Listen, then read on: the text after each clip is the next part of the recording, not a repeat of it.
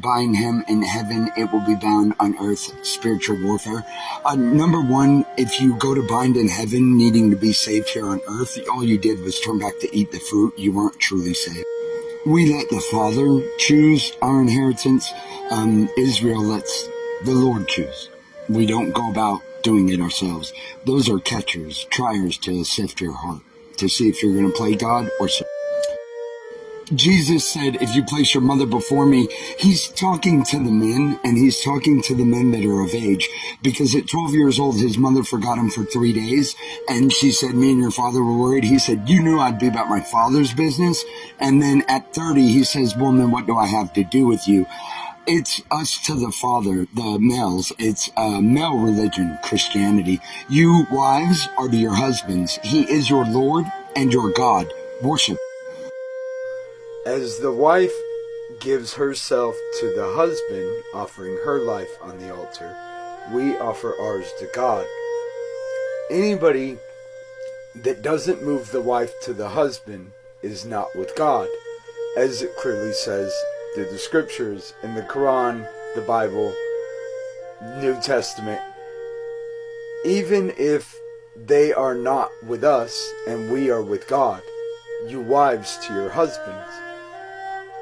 So if you believe in God, then you are to the higher patriarchal, father-led family. If you don't honor the father, who do you honor?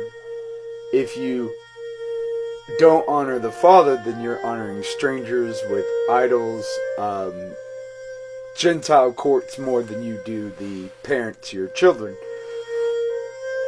The man of God never overrules the wife, the mother, as you can see with Moses and Zipporah. The Lord sought to kill him because the child wasn't circumcised, but you can't tell if it's the child or Moses that the Lord sought to kill.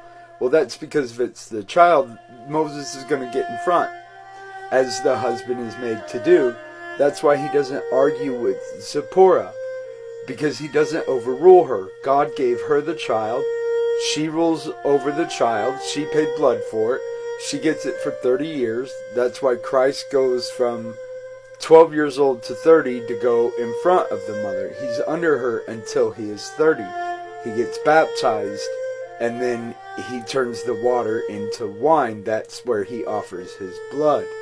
That's why it's at a wedding, because when the woman gets married, she offers her blood naturally.